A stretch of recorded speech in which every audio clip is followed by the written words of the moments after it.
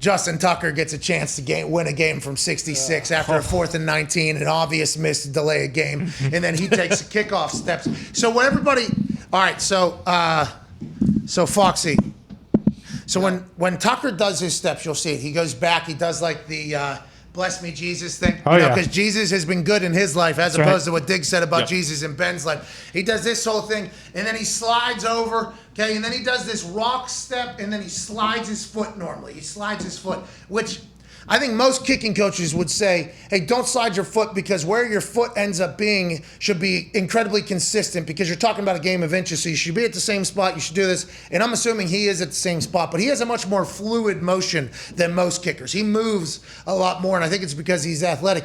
In that one, normally he would slide his foot back and then come back forward. He slid his foot back, and then he backed up again, okay? So he backed up again, and he did a remix of kickoff steps. He took like a hop step, like a crow hop almost in baseball. He did like a kickoff field goal step remix. He did like a hop step and then boom, killed it. Now, the Lions did not rush off the edge. No. So I think they tried to block up the middle, but that's like, I think, a big myth. Mason Crosby hit a 51-yard game winner. It was a little bit lower, but I think Mason hits a lower trajectory ball normally. Never has problems with blocks, but I don't think he hits it at this age, and maybe he never did as high as everybody else. When you're going from 66, you have to hit your fucking A ball. Like, people always say, oh, you got to line drive that thing, it won't go. If you hit a line drive, that thing ain't going to carry fucking 10 feet for 66 yards, 198 feet or whatever. That thing's not going to, you got to hit your A ball. So I think personally, and I don't know what the op time was, and maybe Tucker practices this, his op time was probably a little bit slower because he was further back from the ball, which I guess you could do every single kick if you really wanted to, as long as you didn't move false start wise. But normally it's just you're a little bit closer because you got to get it off so quick.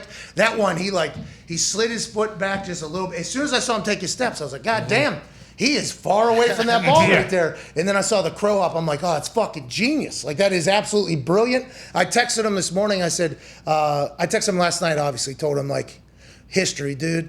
Like, that is so cool. For the people that kick big balls, like, having the NFL record for longest field goal is dream. Yeah. Like, that is, that's a big deal. You show up at a camp, you're the guy, like, what I mean? At these kicking camps, the long ball is always where everybody ends up at. Like, you can be the most consistent person, okay, awesome. It's cool to watch you knock through 35, 40-yard field goals, but you're not a part of the game that I think a lot of us want to be a part of, which is back in the back there, right? And as I got older, I started deteriorating as well. But if you're the guy with the 66-yard longest NFL, that has to feel so fucking good. Yeah. And that is something I know Tucker has thought about. Everybody that has ever kicked in the NFL has thought about what the record was, 63 for a long time. Then it became 64 with Prater, hitting a 66-yarder to win it.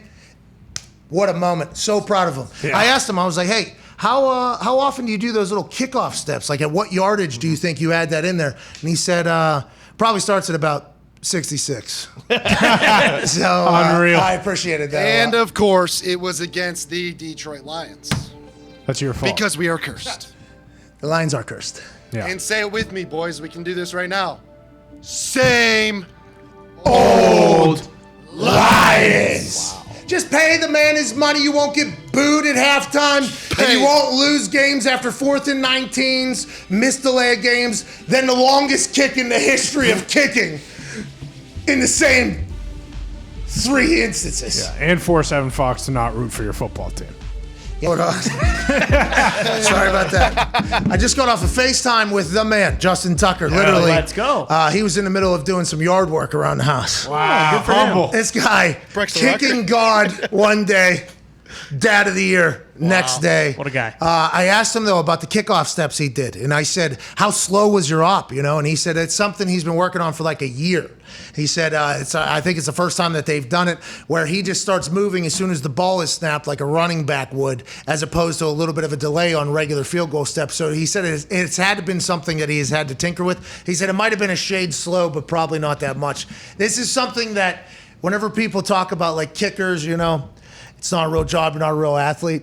It's like, look at the preparation this dude had. He literally started tinkering with something like a year ago. Probably had to fine tune that thing because the timing down, let alone like a mixed steps. Who knows if it could be a ½ inch off or whatever. And then all of a sudden, because he told me in the AFC North, whenever it gets a little breezy and cold and whenever it's late December, maybe you don't have as long on the field goal. So I started tinkering with something so I could continue to have length. That's the type of shit that's like, you know what I mean? That's the type of shit that is just like next level. And then, hey, when do we actually need it? Oh, in a dome, actually, in Detroit to win the game and break the fucking record. I am so happy for this guy. That's awesome. Yeah, and those people that say that, kicking is a real job, when it gets back to late in the season and, they make the playoffs by one game, what are they going to look back to? Tucker's, 66-yarder to get him there. There was people who started tweeting, if you didn't miss one earlier, wouldn't have had to make that one.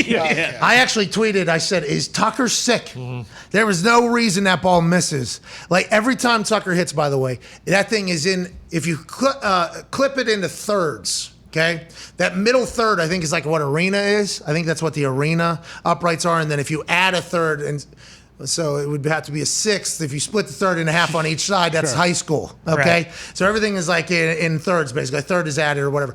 That middle third, Tucker is through that fucking thing basically every single time. Yeah. If you're playing a video game, I have a little kicking game on my phone that whenever I have to fly on a plane that's Amish and doesn't have Wi-Fi and I have to play a game, it's this game where if you hit it down the middle, it's worth like 6 points or whatever. Tucker is always just pure right down the middle. So him missing that one early, I actually thought he was sick. I said something is wrong. He must have a pulled muscle or whatever. And then obviously at the end he gets a chance to hit a 66-yarder, and he's 50 for 50 in his last 50 kicks in fourth quarter. Oh, that's unbelievable. That's unbelievable. So now the conversation is he the GOAT? Is he the GOAT? And I think even Tucker would say, to be the greatest of all time in the kicking game, he's going to have to do it for longer, okay? Mm-hmm. The thing about kicking and what makes people great is being able to be consistently great for a long period of time. That is the difference between being an all-pro, Hall of Fame kicker and a guy who just gets in the league, then gets on a carousel, has a couple teams. That sustained success, I think, in the kicking world amongst kickers is the conversation about what is the greatest of all time. That is why Vinatieri, now there's a lot of kickers, Justin Tucker included, if they were to be put in the position that Adam Vinatieri was put in for those game winners in the Super Bowl and the biggest moments, I think those guys would make those kicks. But Adam Vinatieri for 20 plus years was great, and in the biggest moments of all time came through. There's just a lot of conversation, I think, in the kicking world that Tucker, well on his motherfucking way. Yeah. Mm-hmm. He might be the greatest ball striker to ever kick a ball, which means his ball is always the cleanest. Vinatieri, a lot of athlete in Vinatieri, right? A lot of balls potentially going in, left third, right third, maybe a little bit of a X ball, didn't hit it as clean every single time. Hit the ball clean a majority of the time, but Tucker hits the ball perfect, it feels like, every single time. And I think if he does it for another 5-10 years, then that conversation happens. And I think Tucker would even say the same. So it's a very difficult thing. This is like LeBron and Jordan, right?